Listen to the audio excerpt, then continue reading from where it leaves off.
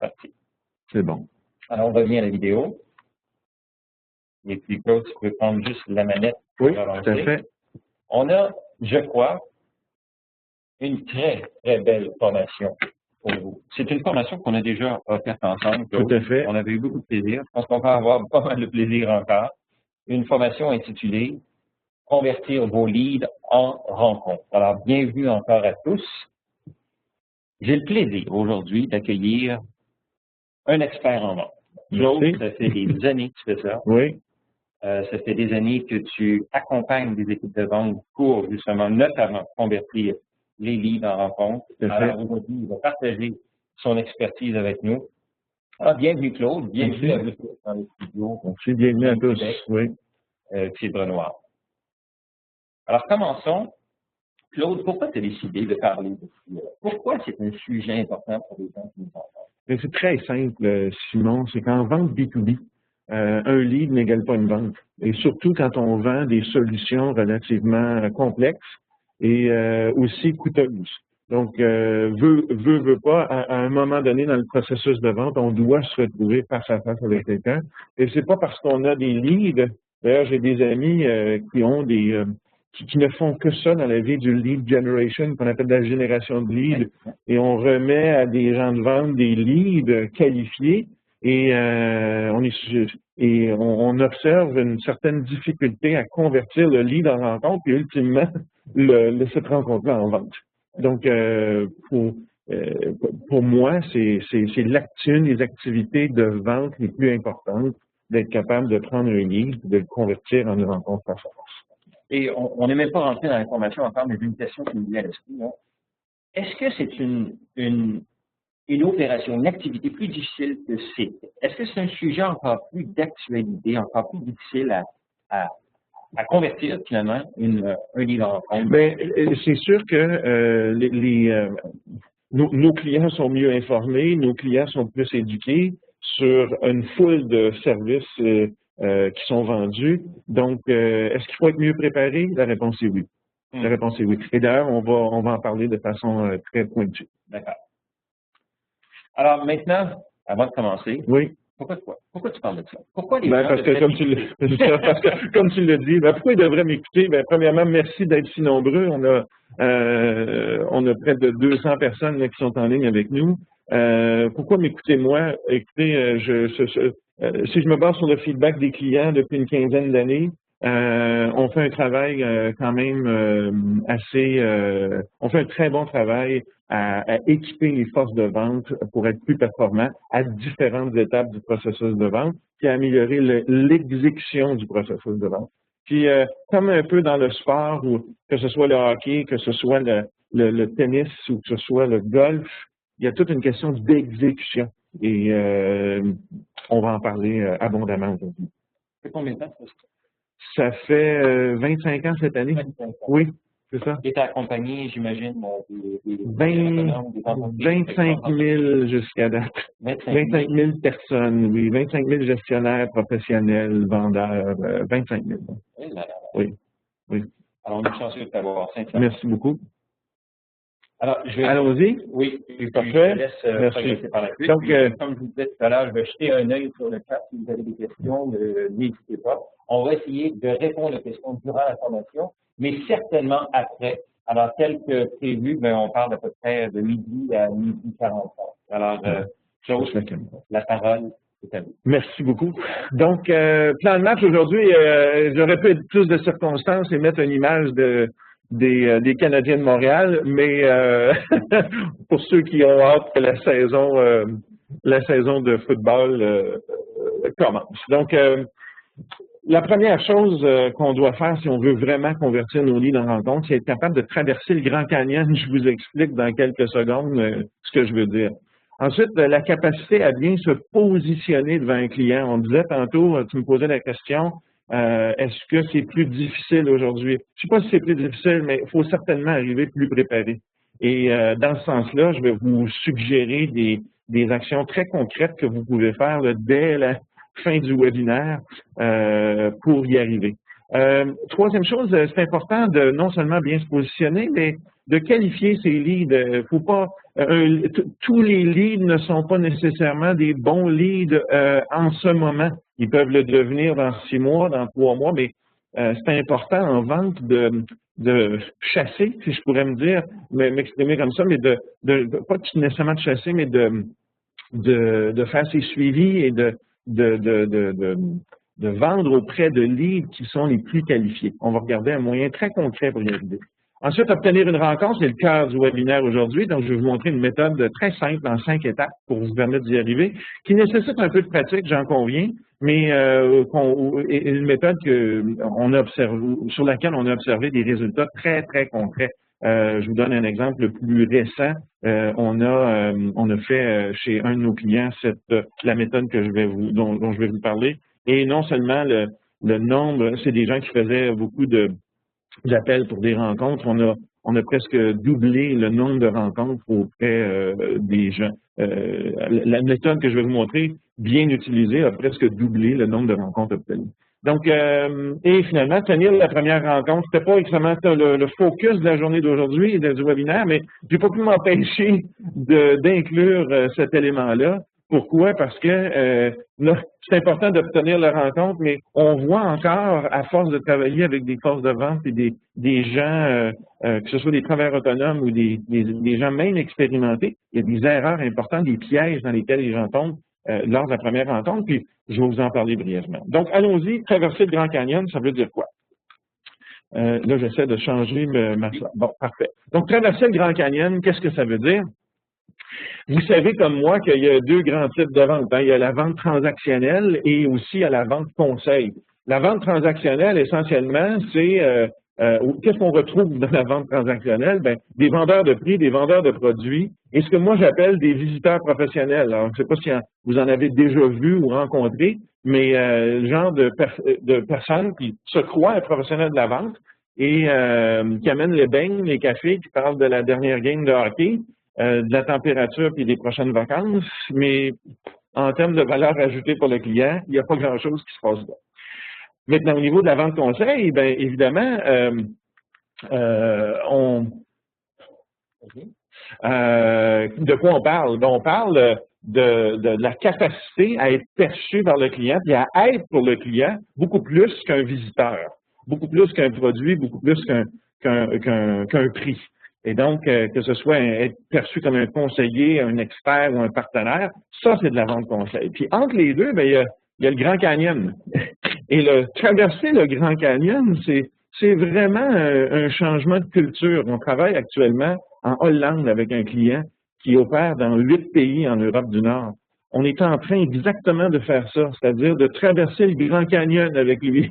Des gens qui vendent de façon transactionnelle et on veut les amener vers un processus de vente conseil. C'est pas facile, c'est beaucoup de travail, mais c'est en termes de résultats, on commence déjà à avoir des factures moyennes beaucoup plus importantes qu'avant de commencer le travail avec eux. Donc, la vente conseil, quand on vend des choses, pas des choses, mais quand on vend des solutions plus complexes, plus coûteuses, c'est vraiment l'avenue à prendre. Maintenant, il y en a d'entre vous qui l'ont peut-être déjà pris, cette avenue-là. Malgré ça, et on rencontre plusieurs clients qui nous disent qu'ils ont pris cette avenue. Mais quand on accompagne leurs vendeurs sur la route et quand on regarde les réflexes des gens, malheureusement, c'est pas ce qu'on voit. Et je vais vous parler de pièges à éviter tantôt, vous allez très bien comprendre ce que je veux dire. Donc, question pour vous. En tant que client, vous êtes tous des clients, que ce soit comme propriétaire d'entreprise, vous faites affaire avec des fournisseurs, donc d'autres entreprises, ou quand même comme consommateur, vous faites affaire avec du monde. Donc, en tant que client, quelle approche vous observez le plus quand vous transigez avec des professionnels de la vente? Alors, je me sens avoir, allez-y, donc A, c'est vente transactionnelle, B, vente conseil, on va regarder les résultats. OK? Donc, qu'est-ce que vous observez le plus de votre côté là, quand vous transigez avec des gens avec qui vous faites affaire? Comme client. Il faut préciser oui. le type de vendeur, si on s'en va par exemple chez Pizza Shop, c'est surtout transactionnel. Malheureux, et c'est un bon point que tu soulèves, ça n'a pas besoin d'être transactionnel. C'est vraiment, ça peut être une vente conseil, c'est beaucoup, je vais donner un exemple intimement relié à l'exemple que tu soulèves tantôt. Oui. Okay. Dans tous les contextes, ce que tu dis, c'est que non seulement dans le B2B, non seulement dans le service professionnel, oui. mais toute vente devrait prendre plus de conseils. Faire attention, la vente transactionnelle fonctionne, mais avec des produits et services de faible valeur. La vente transactionnelle se dégrade et ne fonctionne plus dès qu'on se met à vendre des solutions plus coûteuses et plus complexes. Et c'est quoi faible valeur? Faible valeur, je vous donne un exemple, une paire de lunettes comme ça. Okay? On rentre maintenant chez Jean Coutu et puis on s'achète ce type de lunettes pour 20 $. Mais on n'a pas besoin de quelqu'un qui va venir nous questionner sur ce qu'on va faire avec nos lunettes, puis pourquoi on les veut, puis c'est quoi l'objectif qu'on vise avec ça. Faible valeur, faible coût. Donc, la vente transactionnelle fonctionne très bien. Okay? Mais quand... Est-ce que c'est une question de valeur ou c'est une question de valeur ajoutée? Parce que le produit en lui-même, si on n'a pas besoin d'explication, de service... Tout à fait. Donc, quand le produit est complexe, est relativement complexe, et quand il est coûteux, la vente conseil a beaucoup plus d'impact. Ouais. Okay? Donc, c'est pas pour tous les services. Oui, le service professionnel, c'est très efficace. Donc, quel est le résultat du sondage? On regarde ça à l'instant. On regarde ça à l'instant. Donc, presque plus... Oui. Parfait. Donc, un peu plus de 40% nous disent, puis 53 personnes qui n'ont pas de réponse. Mais si on regarde seulement le A et B, là, c'est presque 80-20. Es-tu surpris? Du tout. OK. Et d'ailleurs, je vais vous montrer des statistiques.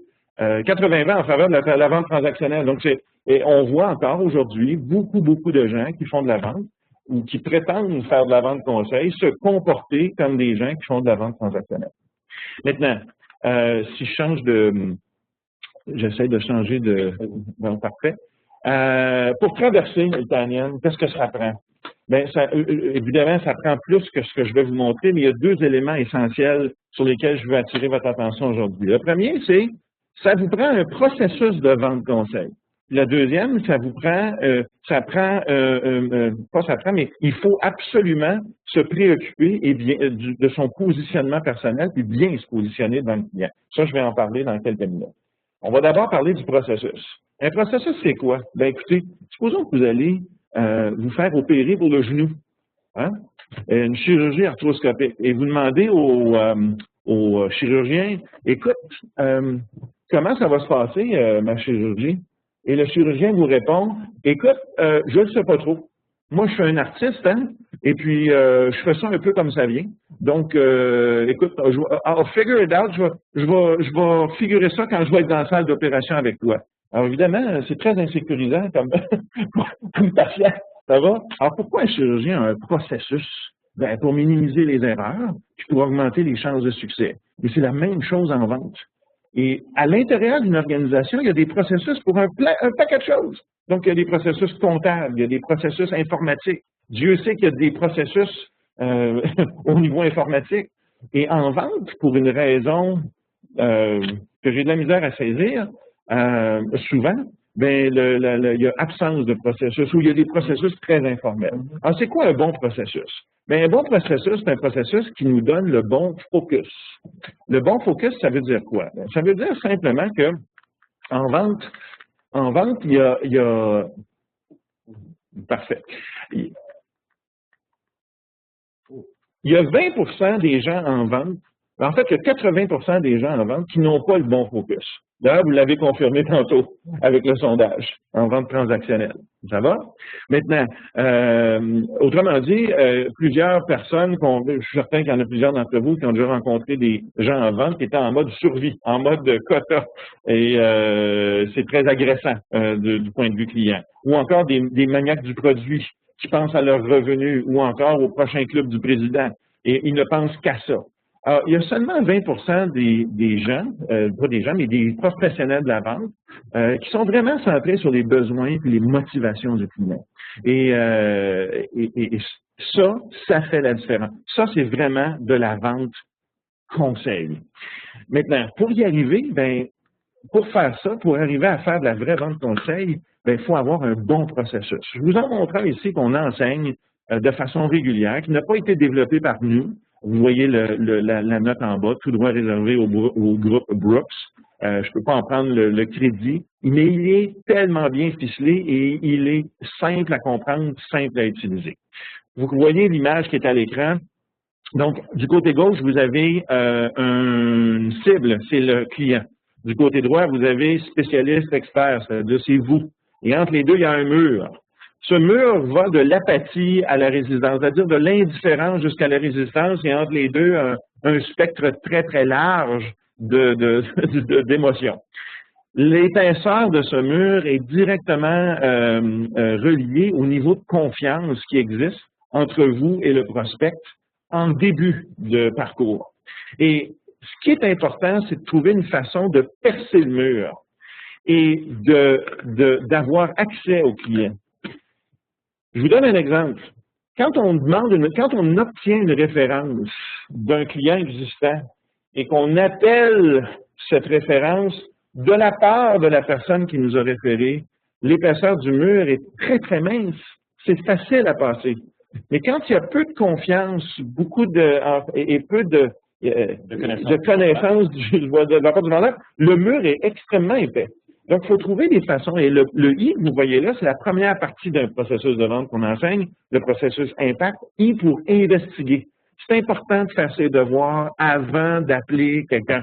Et je vais vous montrer tantôt des choses très spécifiques sur lesquelles vous pouvez faire des recherches et qui vont bien vous positionner, qui vont vous permettre de bien investiguer et de percer ce mur plus facilement. Si je peux me permettre un commentaire, donc c'est sûr que ce mur-là, un peu basé sur la sursollicitation qu'on vit tous, est plus épais qu'il l'était. Les gens n'étaient pas harcelés il y a 10-15 ans, alors qu'aujourd'hui, ils reçoivent tellement de propositions de toutes sortes qu'ils sont créés ce mur-là. Et tu as raison, et donc l'approche téléphonique doit être beaucoup plus ciblée, il doit y avoir beaucoup plus de finesse derrière cette approche. Les deux autres étapes, c'est mettre en confiance, poser des questions. Donc, c'est ce qu'on appelle le IMP là, dans le processus de vente qu'on enseigne. On appelle ça la portion avant du processus de vente. Cette portion existe pour vendre votre crédibilité. C'est important de vendre votre crédibilité avant de vendre quoi? Vos solutions. Il y a beaucoup de gens en vente, malheureusement, qui commencent le processus de vente à A, c'est-à-dire appliquer la solution. Donc, investiguer, mettre en confiance, poser des questions, c'est IMP. Appliquer la solution, convaincre, terminer, c'est la portion arrière. Terminer, c'est le closing. Vous remarquez que la surface du triangle denté est très, très petite. Il ne devrait pas avoir beaucoup d'efforts à closer. Mais vous remarquez que IMP représente à peu près 65 à 70 de la surface du triangle pointillé. Ben, c'est le message. Si vous voulez traverser le Grand Canyon et faire vraiment de la vente conseil, il faut s'orienter, il faut mettre les efforts de vente à I, à M et à P. C'est là qu'il faut les mettre. Je ne dis pas que le pitch n'est pas important, mais c'est là qu'il faut les mettre. Alors, tantôt, tu soulevais un exemple de Future Shop. Ben, imaginez-vous que si vous rentrez chez Future Shop, ben, vous avez acheté, premièrement, l'idée de rentrer chez Future Shop ou chez Best Buy ou un magasin d'ordinateurs. Ben, vous avez déjà acheté l'idée de rentrer là. Vous rencontrez un vendeur qui est en mode transactionnel et qui essaie de vous rentrer dans le fond de la gorge le dernier modèle qui va lui rapporter la plus grosse commission. Et vous le voyez venir comme le train de 5 heures. Qu'est-ce que vous faites? Vous sortez. Pourquoi vous sortez? Puis regardons ce qui s'est passé ici. Vous aviez acheté Future Shop, vous êtes rentré. Mais pourquoi vous êtes sorti? Parce que vous n'avez pas acheté la crédibilité de la personne qui vous vendait. C'est pour ça que IMP existe. Il faut vendre votre crédibilité et ensuite vendre vos solutions. Et ça, c'est un processus qu'il faut maîtriser. Aujourd'hui, je vais me concentrer dans le I, mais je ne peux pas m'empêcher de faire un webinaire sur comment convertir un lead en rencontre sans parler de la vente conseil. Donc, en fait, c'est tout à fait relié avec ce que tu dis, puisque comment tenir une rencontre s'il n'y a aucune crédibilité? Et voilà. Tout à fait. Donc, il est démontré par Bill Brooks et Tom Travisano, ils ont écrit un livre qui s'appelle « You're working too hard to make a sale ». Quand on utilise un processus, on augmente nos chances de closer la vente de 93 %. Quand on n'utilise pas de processus, en anglais, on dit we wing it, on improvise le processus, ben là, ça descend en bas de 40 autour de 42 okay? Donc, essentiellement, j'essaie de tourner. Et d'après toi, question, quel est le pourcentage des entreprises québécoises qui ont un processus dans leur équipe de vente? Malheureusement, c'est faible.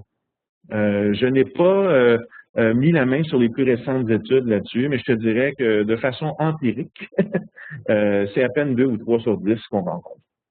Qui ont un processus et 2 qui ont même un CRM, on va en parler plus tard, hein, mais qui ont un outil pour gérer les opportunités. On voit encore même des grandes organisations gérer leurs opportunités avec des fichiers Excel, ce qui est bon, mais ce qui nécessite beaucoup de travail. Okay? Juste une petite parenthèse, évidemment, un autre conférencier, Sébastien Forget, va parler de CRM, mais j'ouvre la parenthèse parce que gérer les opportunités avec un CRM, c'est une chose, mais quand tu dis renforcer la crédibilité, quand tu fais du lead nurturing, tu t'envoies des informations régulièrement, tu es en train de renforcer ta propre crédibilité, la Tout à fait. Oui. Et là, moi, je ne vous parle pas de lead nurturing aujourd'hui. Moi, je prends pour acquis que le lead est arrivé. Je prends pour acquis que le lead est déjà là. Ça va? Donc, ça, c'est une prémisse de base dans ce qu'on est en train de parler aujourd'hui. Mais une fois que le lead est là, mais comment on va bien se positionner devant le lead? Alors, parlons de ça, le positionnement. Je vous ai dit que ça prend 2 choses pour traverser le canyon. Ça prend un bon processus, ça prend un bon positionnement. Fait que la question qu'il faut se poser, c'est comment on veut être perçu par nos clients? Comment qu'on veut que nos clients nous perçoivent? Et ça, on en est entièrement responsable. Malheureusement, j'entends des fois des gens qui regardent par la fenêtre pour expliquer comment les clients les perçoivent. Moi, j'aime mieux me regarder dans le miroir comme professionnel de la vente. Regarder par la fenêtre, on regarde les causes externes. Regarder par le miroir. Donc, premier type de perception, puis peut-être ça va vous faire rire, mais on peut être perçu comme un autre Moses de vendeur. Et vous voyez la face de ce type-là, là, mais dans vos réponses tantôt, il y en a plusieurs d'entre vous qui ont déjà rencontré des gens comme ça. Est-ce que tu as fait un cut and paste ou c'est toi qui as trouvé la photo? C'est moi qui ai trouvé la photo. Okay? On me demande si c'est possible d'avoir la définition des lettres impact. Impact, je l'ai mentionné tantôt, là, c'est investiguer, mettre en confiance, poser des questions, la portion avant. Et la portion arrière, c'est appliquer, convaincre, terminer. Donc, appliquer la solution, convaincre, terminer. J'espère que ça répond à la question. Évidemment, c'est un acronyme en anglais. En anglais, c'est Investigate, Meet, Probe, Apply, Convince, Tie it up. Okay? On peut également être perçu comme un expert. Ça, c'est une meilleure perception. Être vraiment un expert qui est là pour écouter la situation du client et diagnostiquer ce qui le préoccupe, comprendre ses objectifs, comprendre ses enjeux pour appliquer ensuite une bonne solution. Et le meilleur niveau, c'est celui-là. C'est-à-dire d'être vraiment un partenaire avec notre client. Et vous voyez là, c'est marqué « vous » en bas, « client » en haut. Notre travail comme vendeur, c'est d'accompagner nos clients dans leur succès. Quand vous atteignez ce niveau, bien, vous êtes un partenaire privilégié. Et c'est excessivement... Et donc, on ne veut pas être perçu comme un autre Moses de vendeur. On veut être perçu au minimum comme un spécialiste, un expert. On va être perçu au mieux comme un partenaire privilégié. Et pour y arriver, encore une fois, ça prend un bon processus de vente. Puis moi, je vous ai présenté Impact, mais vous pouvez utiliser, je suis certain qu'il y en a d'entre vous qui en ont vu d'autres, des processus de vente. L'idée, c'est pas nécessairement de choisir Impact. L'idée, c'est d'avoir un processus et de l'utiliser, de vous assurer qu'il est utilisé, et non pas que les gens improvisent le processus de vente à chaque fois qu'ils vont faire une vente. Tu parlais d'une petite question, puis je pense que c'est super pertinent. Là. Éric Jean de Bell demande comment changer la perception à Montréal. Alors, oui. Tu as un employé dans une grande entreprise. Oui. Que peut-il faire, lui, pour changer la perception et que les gens aient davantage confiance au service? J'y arrive. En fait. Je suis content que tu poses la question. C'est une belle façon de faire la transition vers la prochaine planche. Donc, une des façons de travailler sur la perception des gens, c'est de nourrir son cerveau des bonnes informations avant d'appeler quelqu'un.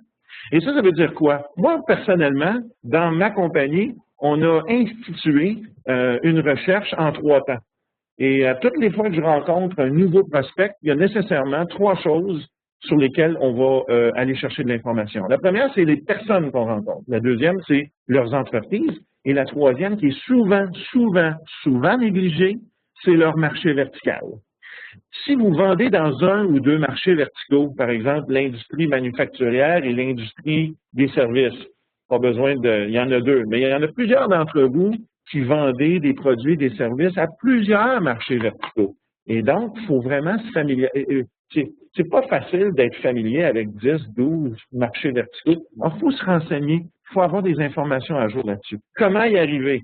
Alors, voici 3 types de recherches et avec les sources d'informations qui sont vraiment exceptionnelles. Moi, en fait, je vous présente des choses que j'utilise moi-même et que je sais qui fonctionnent. Donc, LinkedIn, j'espère que j'ai plus besoin de vous convaincre de LinkedIn comme outil pour connaître davantage, connaître plus sur les personnes à qui vous vendez.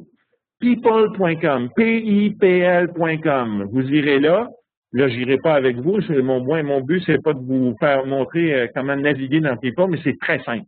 Vous rentrez le nom d'une personne, vous rentrez l'endroit où cette personne est, et vous allez identifier des choses qui vont vous faire dresser les cheveux sur la tête. Pourquoi? Parce que on croit que notre vie est privée. C'est presque. Faut pas avoir peur de ça. Ce qui est important, c'est de savoir qu'il y a de l'information. Dès qu'il y a de l'information qui est déposée quelque part sur le web, que ce soit dans LinkedIn, Twitter, Facebook, peu importe, people.com va le trouver sur un individu. Alors, par exemple, moi, il y a 2 ans, je rencontrais un cadre supérieur dans une grande compagnie aérienne et on a découvert par people.com, via sa page Facebook, qu'il était un maniaque des Bruins de Boston. Alors, évidemment, mais je l'ai rencontré quand même, mais dommage pour lui, voilà. Mais c'est une information que j'ai pu utiliser au démarrage de la rencontre. Okay? Donc, ça, c'est les personnes. Maintenant, pour les compagnies, pas pourquoi, mais on a de la misère à faire avancer le PowerPoint. Pour les entreprises maintenant, évidemment, allez visiter leur site web. Tout le monde, la majorité en ont un maintenant. 2 outils que beaucoup de gens ne connaissent pas. Alexa.com. Alexa.com, pour ceux qui connaissent Google Analytics, c'est un Google Analytics, mais pour à peu près tous les sites web.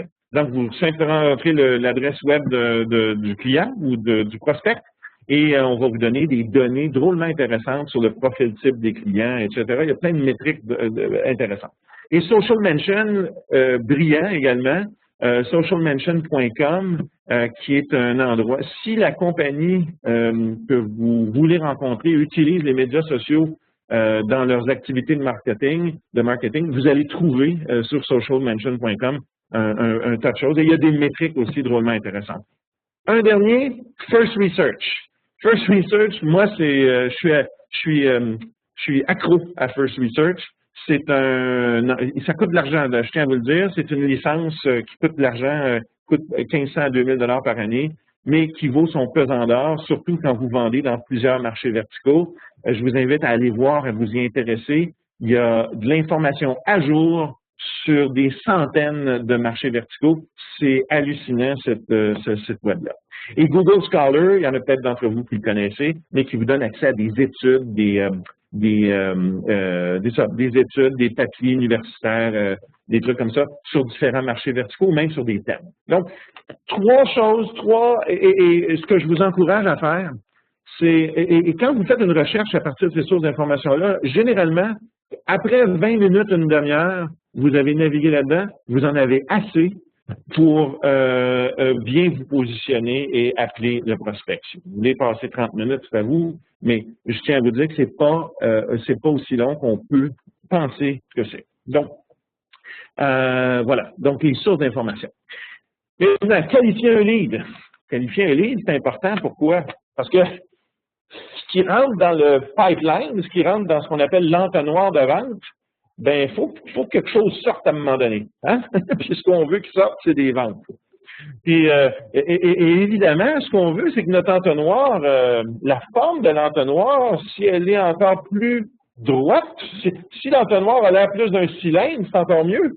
Ça veut dire que ce qu'on rentre dans notre entonnoir, la majorité en sort. Et ça, c'est quand on s'assure qu'on a des leads de qualité dans l'entonnoir. Alors, comment arriver à mesurer la qualité d'un lead? Bien, généralement, un lead, là, ça rencontre 5 critères. Le premier, un bon lead, ça a un besoin et ça en est conscient. Question à se poser, est-ce qu'un lead peut avoir un besoin et ne pas en être conscient? La réponse est oui, tout à fait. Hein? Le deuxième critère, c'est est-ce qu'il a le pouvoir légitime de s'engager au nom de son organisation? Autrement dit, est-ce qu'il est capable de faire un chèque? Est-ce qu'il est capable de dire oui? Trop de gens consacrent du temps et des énergies à des leads qui vont prendre un temps fou à développer. Hein? Excuse-moi, pour dire au point. Hein, oui. Il y a bien des gens qui vendent des produits, des services inusités oui. auxquels le client potentiel ne se lève pas le matin en disant « j'ai besoin de ça ». Voilà. Alors, tu dois allumer la lumière, tu dois tout à fait. mettre la possibilité soit d'augmenter les revenus, de réduire les dépenses que tu offres et j'y arrive dans quelques minutes, tu vas voir. Autrement dit, notre position, la recherche qu'on fait ne nous permet pas toujours de déterminer si le client a un besoin en est conscient. Mais ça peut nous le permettre et identifier la qualité de ce lead. Okay? Je ne sais pas si je réponds à ta question, mais il existe un sentiment d'urgence lié à la décision. Autrement dit, le client fait une expansion. Le client vient d'acheter un concurrent. Le client vient... il y a un compelling event qu'on appelle. Il y a un événement qui fait qu'il y a un sentiment d'urgence ou il pourrait avoir un sentiment d'urgence. Il a confiance en vous et votre organisation, puis il est prêt à vous écouter. Malheureusement, il y a beaucoup de gens en vente qui se contentent seulement du critère numéro 5. Parce que quand quelqu'un est prêt à nous écouter, on l'appelle, puis il est prêt à nous écouter, on se sent bien, on se sent validé. Mais là, quand on commence à gratter, on dit, c'est quoi son besoin? En es-tu conscient? Est-ce qu'il a le pouvoir de s'engager? Est-ce qu'il a confiance? Et là, ça se dégrade. Finalement, si tu rencontres tous les gens qui sont prêts à écouter, et voilà. Oui. Donc, c'est important de rentrer d'autres critères dans l'analyse. Donc, je vous montre ici un tableau que moi, j'utilise de façon, pas journalière, mais au moins hebdomadaire. Vous voyez ici, là, opportunités, imaginez-vous que vous avez un fichier Excel, là, puis vous avez les opportunités listées. Alors, on évalue pour chacun des critères, on met 0, 0.5 ou 1. Alors, 0, ça veut dire quoi? 0, ça veut dire non. 0.5, ça veut dire pas sûr ou peut-être. Puis 1, ça veut dire définitivement oui. Alors, par exemple, ici, j'ai 4 leads. Hein, j'ai 4 prospects. Il y en a un qui score 4.5, il y en a un qui score 2 sur l'ensemble des critères. Et ça veut dire quoi? Ça veut dire que cette semaine, il faut que je travaille sur 4.5. Puis si je travaille sur 2 cette semaine, ben, je perds mon temps un petit peu. Ça va? Alors, de façon régulière, je vous encourage fortement à évaluer la qualité de vos leads. Et donc, ça veut dire quoi? Ça veut dire que, voyons, on a de la misère avec... ça veut dire que si vous avez un fichier Excel, et c'est pas compliqué, un fichier Excel, vous ajoutez une colonne, puis vous appelez ça « qualité du lead ». Et cette colonne va avoir un score de 0.5 à 5. Et donc, vos vendeurs ou vous, comme vendeur, vous allez être en mesure de trier à chaque semaine ou à chaque 2 semaines, dépendant de votre cycle de vente, la liste des priorités sur lesquelles vous devez travailler. Il n'y a pas beaucoup de gens qui font ça, malheureusement, et qui perdent leur temps sur des leads qui ne sont pas prêts à acheter prochainement. Donc, il faut mettre nos énergies sur les portes d'opportunités les plus qualifiées, les occasions les plus qualifiées. Autrement dit, un des secrets de la réussite en vente, c'est de vous placer devant des prospects, devant des leads, quand ils sont prêts à acheter, pas quand vous êtes prêt à faire une vente, parce qu'entre vous et moi, ils s'en foutent carrément si vous êtes prêt à faire une vente. Hein, les clients s'en foutent carrément. Donc, comment on détermine s'ils sont prêts à acheter? Ben, je vous ai présenté 5 critères. C'est pas les seuls 5. C'est 5 que moi, j'utilise et qui me rendent service et qui marchent dans la plupart des organisations. Vous voulez en rajouter un 6e? Vous voulez en rajouter un 7e? Allez-y. Ce qui est important, c'est d'avoir des critères et d'évaluer la qualité de nos leads. Je te pose une question. Oui. Alors, si par exemple, cette semaine, quelqu'un qui nous écoute a 10 leads et puis réalise avec le cumulatif qu'ils sont tous à 2 ou à 2.5, est-ce que son rôle, c'est d'amener un pourcentage de 10 livres justement à 4? Est-ce que c'est de voilà. la Et c'est important ce que tu dis là. On va commencer par travailler les livres qui sont déjà le plus haut. Oui. Pour voir si... Puis ce qui est important, c'est dynamique comme exercice, c'est pas statique. Et donc, la mise à jour de ce tableau que je vous ai montré, il faut qu'elle se fasse régulièrement.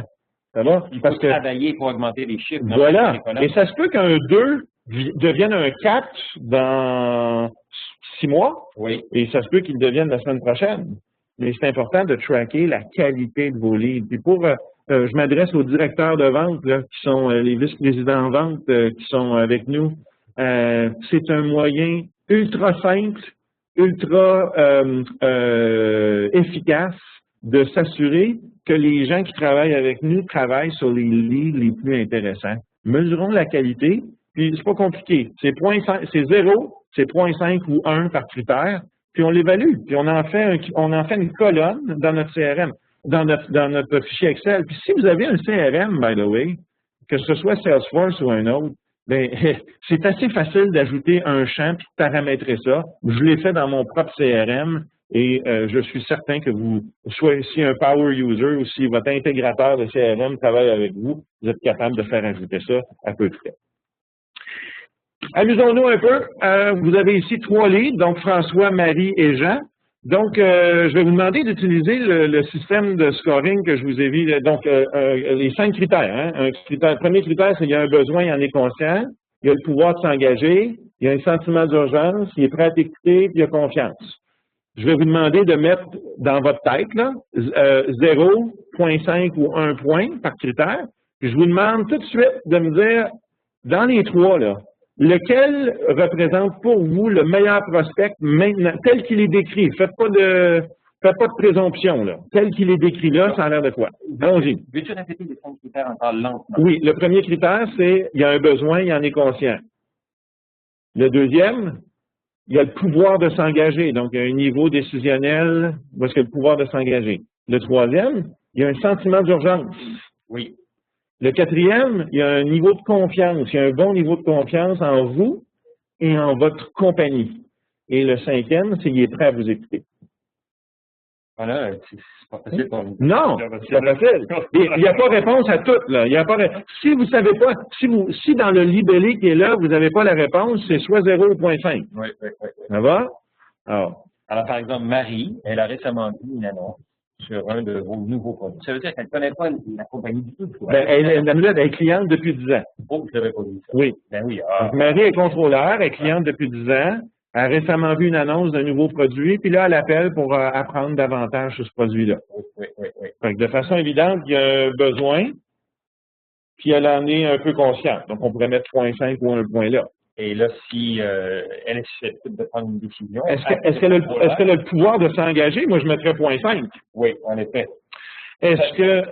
Remarque bien que ça dépend du produit utilisé. Tout à fait. Si c'est un CRM... oui, mais ça dépend du niveau de... Mais contrôleur, généralement, c'est un niveau assez élevé, mais on pourrait mettre 0.5 ou 1, dépendant du niveau de relation qu'on a avec eux. Est-ce qu'il y a un sentiment d'urgence? Pas vraiment. Non. Est-ce qu'il y a une confiance? Ben, ça fait 10 ans qu'ils sont avec vous autres, fait qu'on pourrait mettre au moins 0.5. Ouais. Puis, est-ce qu'ils sont prêts à vous écouter? Ben, c'est elle qui appelle. Ça va? Oui. Donc, voilà. Alors, si on regarde les résultats maintenant du sondage. Je vais juste revenir à l'arrière. Jusqu'à date, Oui.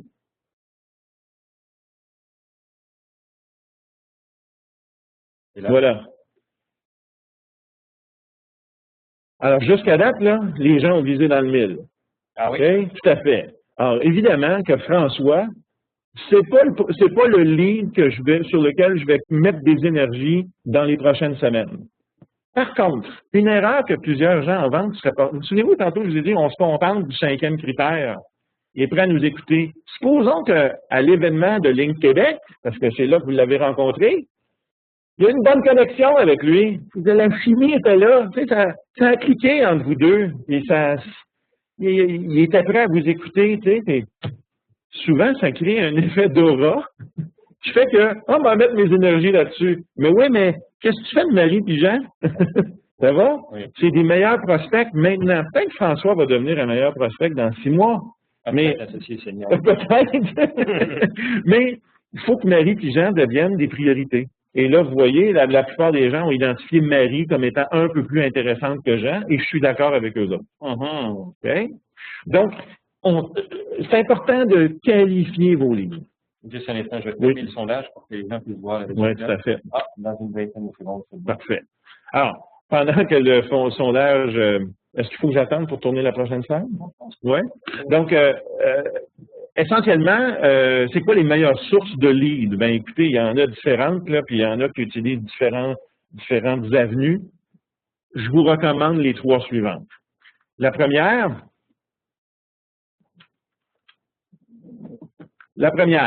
vos clients existants. Évidemment, c'est tout le monde, enfin tout le monde. Je pense que la plupart des gens le savent, c'est 5 à 6 fois moins de temps, d'énergie et d'argent de vendre auprès des clients existants. Fait que ça, c'est un. Le 2, c'est des références. Je vous le dis, là, le taux de closing, rencontre, vente, même pas closer une rencontre. Premièrement, obtenir une rencontre à une référence, c'est à peu près 9 sur 10. Okay? Et ensuite, convertir cette rencontre-là en vente, à peu près 50 à 60 %. C'est très élevé, surtout quand la référence est bien qualifiée. Ne négligez pas les demandes de référence. J'entends des fois un certain nombre de gens dire « Hey, une référence, ça se demande pas, ça se mérite. » C'est pas vrai. Une référence, ça se demande. Et ça se demande à qui? Aux clients qui sont heureux et contents de faire affaire avec nous. Et vous serez surpris du nombre de références que vous pouvez obtenir. Fait que la prochaine fois que vous avez un blitz téléphonique à faire, vous faites des téléphones et que votre père... Mettons que je vous mets un portrait très glauque. La fin du trimestre arrive.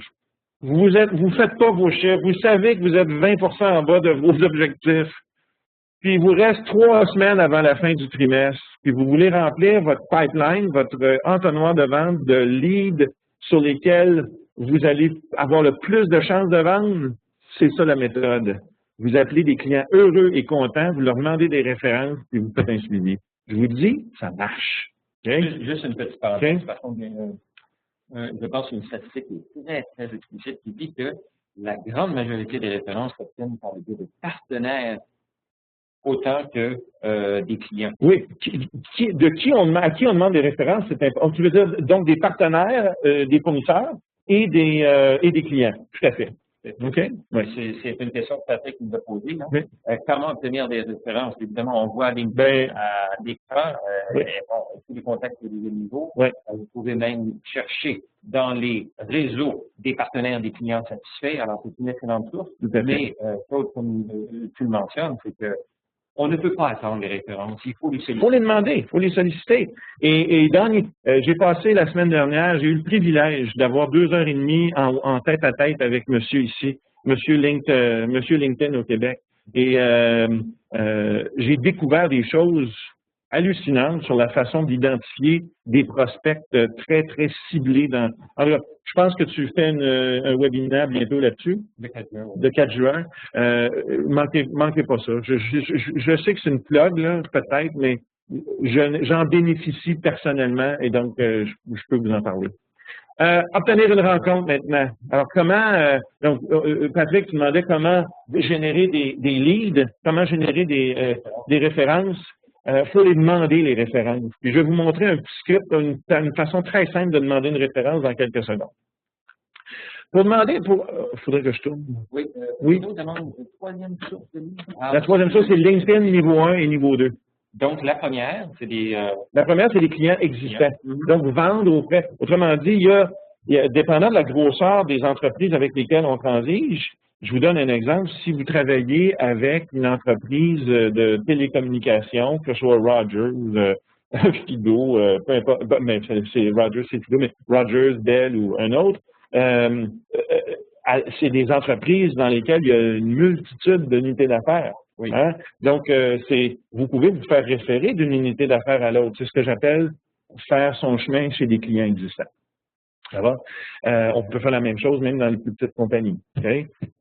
Donc, clients existants. Ensuite, des demandes de référence auprès, comme tu as dit, de partenaires, et auprès de clients existants qui sont heureux et contents de ce qu'on a fait avec eux, qui reconnaissent la valeur qu'on a ajoutée à leur entreprise. Okay? ils vont être plus qu'heureux de nous donner des références. Et le troisième, c'est LinkedIn niveau 1, niveau 2. Donc, pour répondre à la question, je pense qu'on demandait le troisième source. Je lui demande une question. Quel type de référence on peut demander? Il faut comprendre qu'il y a deux termes qui sont ambigus. Oui. Tu peux avoir des recommandations, c'est-à-dire des élus à faire l'excellence. Oui. Tu peux avoir des références. Ben bon, tu devrais appeler Claude. Oui. Parce que je pense que c'est ce type de référence dont je parle. Oui. Okay. Et tu peux les obtenir de quelle façon? Ben, c'est un partenaire ou un client qui va dire tu devrais appeler telle personne. Ben, je vais vous montrer une méthode ici en 5 étapes pour y parvenir. Okay? Donc, il y a quelques principes importants qu'il faut comprendre. La première, c'est 16 à 30 secondes à peu près. Quand tu appelles quelqu'un que tu n'as pas. Quand tu appelles même une référence, tu as 16 à 24 secondes pour établir assez de crédibilité puis assez de confiance pour gagner le droit de continuer l'appel. Gagner le droit de continuer l'appel, c'est ça qu'il faut faire. En fait, bien souvent, c'est que tu vas continuer l'appel. Oui, il ne t'écoute plus. OK? Aux yeux du client, c'est vous, votre produit, c'est vous, votre service, c'est vous, votre organisation. La personne qui décroche, c'est vous. Donc, votre positionnement à vous, là, il est plus important que le logo de votre compagnie. Ça va? Oui. Vous, Inc., est plus important que le logo de la compagnie. Donc, de façon concrète, ça veut dire quoi? Je vous ai parlé tantôt du positionnement. Positionnement, où est-ce qu'on allait chercher des informations sur le marché vertical, vous vous en souvenez? Puis qu'on allait chercher des informations sur les individus, on allait chercher des informations sur leur entreprise, etc. Après ça, le business acumen, je n'ai pas trouvé de traduction en français, on pourrait dire le sens des affaires. Mais quand on a ces deux éléments-là dans notre bagage, on a de la CCV. C'est quoi ça de la CCV? C'est de la capacité à créer de la valeur. Quand on n'a pas de CCV, la seule chose qu'on fait, c'est qu'on arrive avec un produit et un prix, on est en mode transactionnel. Ça va?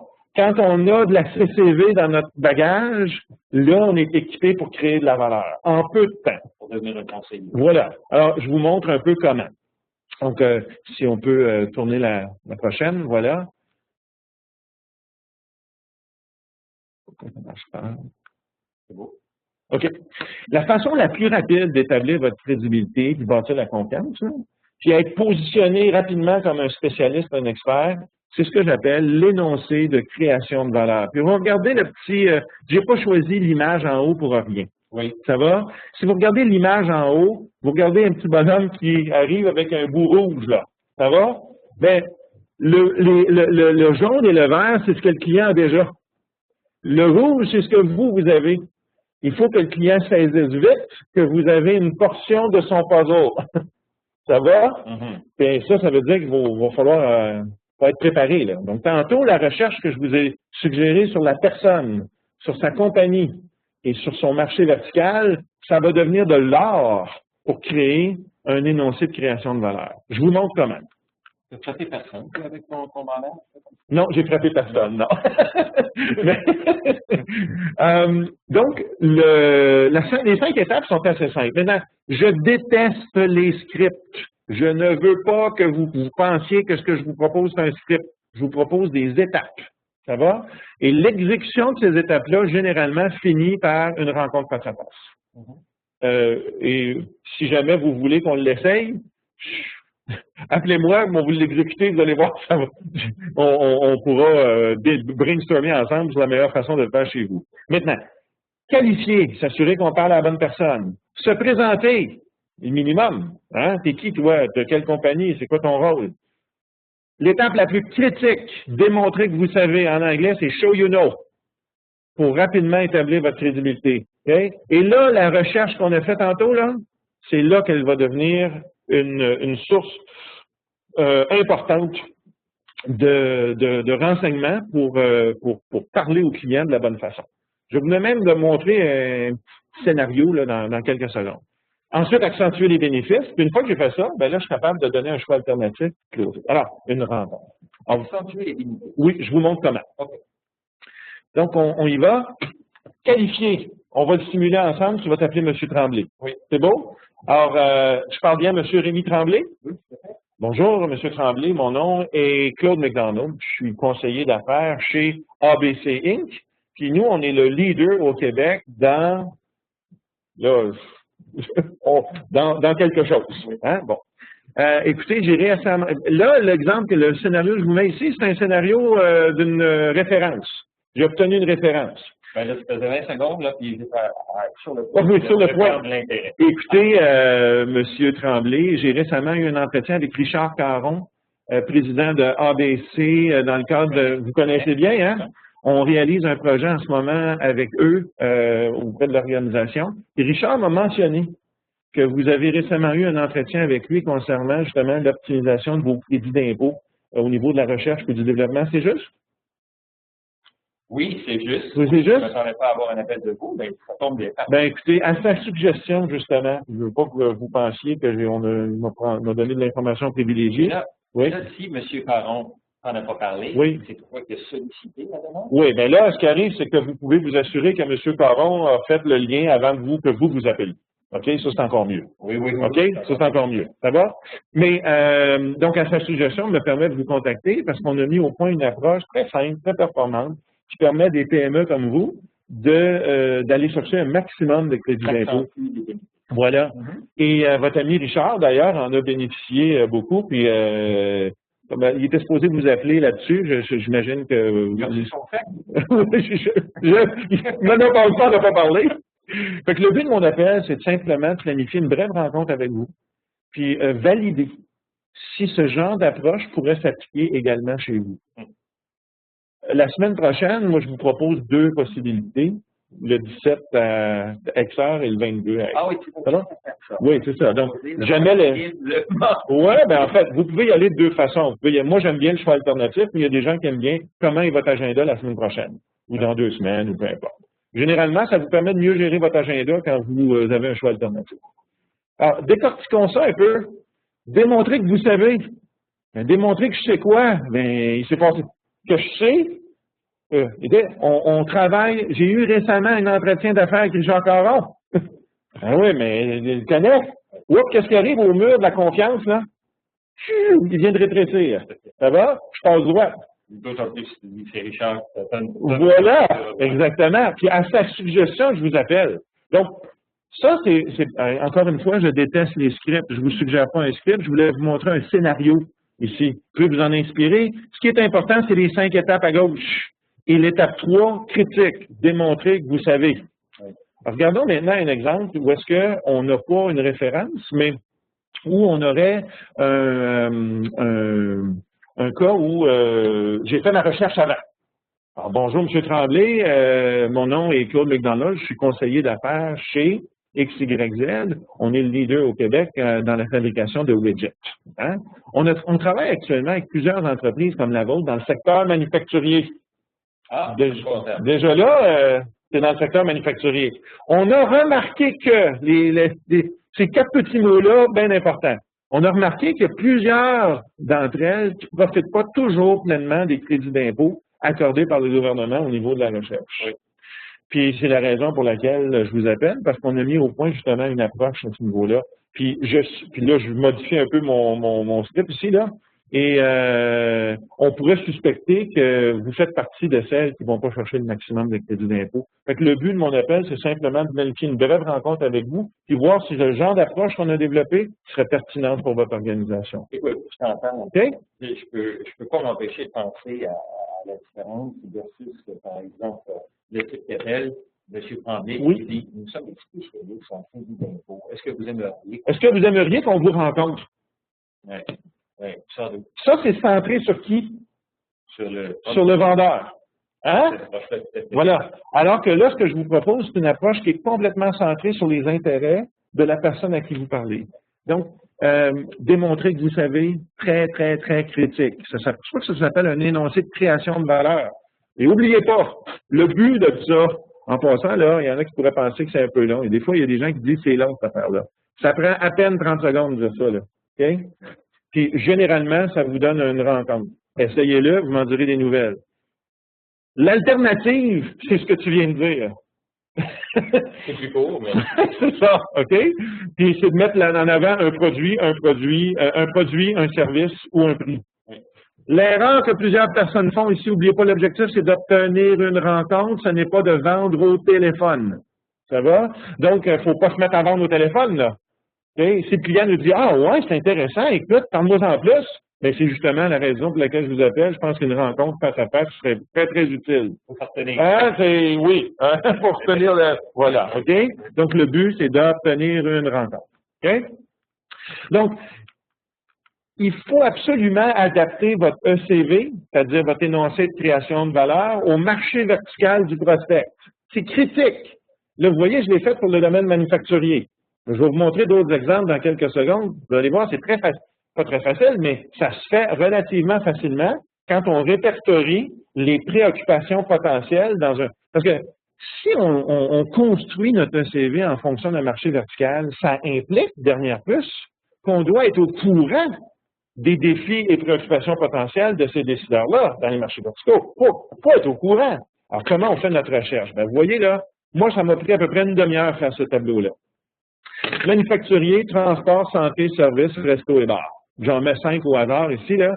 Je l'ai sorti parce que je l'ai fait récemment pour un client. Alors, où est-ce qu'on a fait littéralement un jeu sur les 30 premières secondes on pratiquait l'énoncé de création de valeur en fonction d'un vertical précis. Enfin, vous voyez la santé, temps d'attente, télémédecine, accès aux soins, transport, les délais de trafic, les vols de marchandises. Peu importe ce que vous vendez, ce qui est important, c'est vous poser la question, est-ce que moi, ce que je vends peut avoir un impact sur un de ces éléments-là? Si oui, lequel? Ben, je l'incorpore dans mon énoncé de création de valeur. OK? Donc, est-ce qu'il y a des questions? Et les gens disent c'est inclusif. Oui, c'est rapide. En fait, l'autre, je vais trop vite? Mais même pas assez vite parce que c'est tellement de matériel, tu me lis tellement bien avec ta présentation, mais le temps file. Oui, je sais, il nous reste 1 minute. Alors, et puis on va prendre quelques questions des gens qui ont le temps. Okay. Pour répondre à votre question, Sarah, Jacques, Éric, oui, vous aurez accès à la PowerPoint par la suite, en effet. Voilà. Dernier point que je voulais traiter, il reste 1 minute, là, c'est les 6 pièges à éviter. Vous l'avez obtenu la rencontre, qu'est-ce que vous faites avec ça? Oui. Il y a 6 pièges à éviter. Le premier, c'est s'il vous plaît. Si vous avez le goût de rentrer chez vos clients avec des brochures et des échantillons, laissez-les dans votre voiture et rentrez avec un papier et un crayon. C'est la seule chose avec laquelle vous avez le droit de rentrer. Fait que vous êtes obligé de prendre des notes. Le volet technique, mettez ça de côté, questionnez le volet affaires. S'il vous plaît, faites-vous plaisir. Ne posez pas de questions insignifiantes du style « Combien d'employés vous avez? Ça fait combien de temps que vous êtes en affaires? Vous devriez le savoir. Vous devriez déjà le savoir. » Donc, allez trop vite à la solution. Le client vous dit « Ah oui, mais on a tel problème. » Ah, ben là, justement, là, ça, mon affaire. Mais il faut résister à ça. Et IMP, n'oubliez pas le processus. IMP, ACT. IMP, je découvre les enjeux. ACT, je présente la solution. Donc, toujours en 2 temps. Ça marche très, très, très bien. Pas donner ça à vos prospects, ça veut dire quoi? Ben, ça veut dire, le directeur des ventes parle à son vendeur, il dit, écoute, il dit, tu fais pas tes chiffres. Le vendeur dit, écoute, il dit, c'est bien, qu'est-ce que tu veux que je fasse? Si le cheval, je peux pas amener le cheval à la rivière, mettre la tête du cheval dans la rivière, mais si le cheval ne veut pas boire, qu'est-ce que tu veux que je fasse? Alors, le directeur des ventes dit, écoute, il dit, ton travail, c'est pas d'amener le cheval à la rivière, ni de mettre la tête dans la rivière. Ton travail, c'est de donner soif. C'est pour ça que IMP existe. IMP, c'est l'étape où est-ce qu'on vend notre crédibilité par la qualité des questions qu'on pose. Si vous posez des questions intelligentes, vous vous crédibilisez. Si vous rentrez dans la solution trop vite, dommage, vous créez beaucoup de résistance de la part de vous. Hein? Donc, voici... Il y a une question intéressante, oui. Éric, merci. Éric dit, bon, c'est bien beau quand tu prends le jour de parler à ton prospect, mais quand tu laisses un message téléphonique. Oui, vous pouvez utiliser l'énoncé de création de valeur typique. Moi, je l'ai utilisé en message téléphonique, puis je l'ai utilisé tel quel en courriel. Oui. Taux de retour très, très, très, très élevé. Intéressant. OK? Dernière slide. Qu'est-ce que vous pourriez faire suite au webinaire? 5 actions. Faites un inventaire de vos leads actuels. Je présume que vous en avez. J'espère que vous en avez. Si vous n'en avez pas, appelez des clients existants et demandez des références. OK? Oui. Deuxième chose, faites vos recherches puis évaluez la qualité de vos leads. Personne, compagnie, marché vertical. Contactez les leads les plus qualifiés en premier et mettez vos énergies là-dessus. Préparez votre ECV. Préparez, pas un script, mais préparez-vous quelque chose qui va créer de la valeur pour le prospect dans les 30 premières secondes. Essayez-le avec vos collègues, essayez-le avec votre directeur, essayez-le avec vos amis, je sais pas. Puis ensuite, s'il vous plaît, faites attention aux 6 pièges. Le premier piège, la vraie carte d'affaires, là, c'est votre carte d'affaires. C'est pas un échantillon, c'est pas une brochure, c'est pas... Vous rentrez là avec un cahier de notes. La seule chose que vous avez envie de faire, c'est c'est intéressant. En fait, vous faites le Columbo. Vous allez apprendre le client. Puis quand vous en aurez appris assez, vous vous retournerez le bord puis vous concocterez la meilleure solution pour vous. Voilà. Alors, en termes de prochaines étapes, où on peut aller, tu as suggéré tantôt la PPT, donc on va la rendre accessible. Si ça vous, si le cœur vous en dit d'entrer en contact avec nous, donc info@talentuum.com, ça me fait plaisir de vous rappeler. On pourra avoir une rencontre exploratoire ensemble par téléphone ou par Skype, dépendant où vous êtes et ce que vous préférez. Et on pourra faire connaissance. Je vais me prendre le temps je vais appliquer ce que je vous ai dit, comprendre vos enjeux, vos objectifs, vos priorités. On déterminera ensemble la pertinence de Talentuum pour votre organisation. Et il y a une chose qui est sûre, c'est que si nos solutions sont pas ne conviennent pas pour vous, ben je vais tout faire en mon pouvoir pour vous diriger vers les ressources qui sont capables de vous rendre service. Merci beaucoup de votre attention. Ça a été un plaisir d'être avec vous. On a encore 171 participants, même 5 minutes, 3 minutes passées de temps. Très, très apprécié. Au plaisir de se revoir. Merci. Oui, en effet, on a dépassé le temps, mais si vous avez des questions, une question de Fabien qui dit, même si on peut rejoindre par téléphone un prospect, est-ce qu'on devrait quand même initier la relation par courriel? C'est une bonne habitude. Oui, ça se fait très bien. L'enchaînement, même quand on appelle. Une des choses que je vous recommande de ne pas faire, c'est avez-vous reçu mon courriel? Quand vous appelez la personne, ouais. C'est ça. Donc, ça. Mais moi, je fais un suivi à propos de mon courriel la semaine dernière, avez-vous reçu? Puis là, ben évidemment, tu peux rajouter 3 petits points.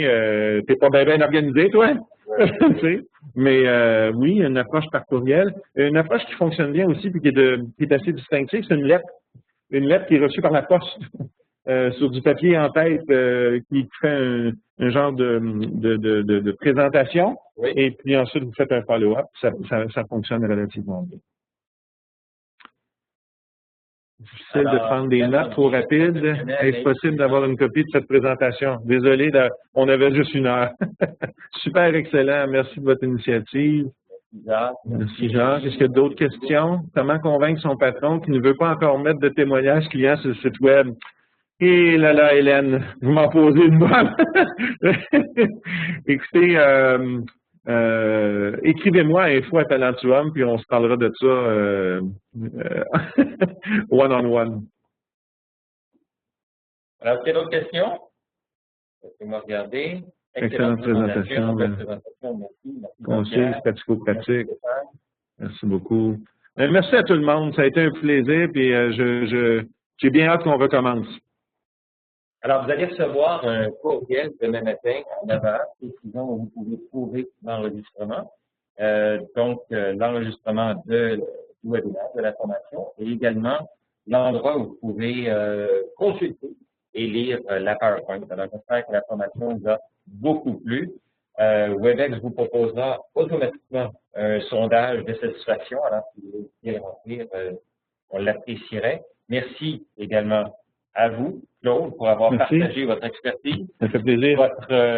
D'une façon aussi généreuse et je dirais de façon aussi passionnée. Merci. Merci beaucoup. Alors, on va se retrouver pour une prochaine rencontre, une prochaine formation.